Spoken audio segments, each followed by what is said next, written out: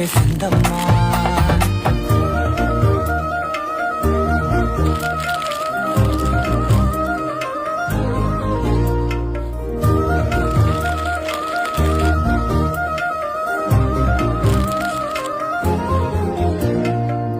ఏకాంతాలన్నీ ఏకాంతం లేక ఏకరువే పెట్టాయే ఏకంగా, సంతోషాలన్నీ సెలవన్నది లేక మనతోనే కొలువయ్యే మొత్తంగా, స్వాగతాలు లేని ఒంట్లో ఉండలేక విరహం కనుమరుగయ్యే మనతో వేగలేక, కష్టం నష్టం అనే సొంత వాడు రాక కన్నీరొంటరాయే నిలువ నీడలేక, ఎంత అదృష్టం నాదేనంటూ పగబట్టి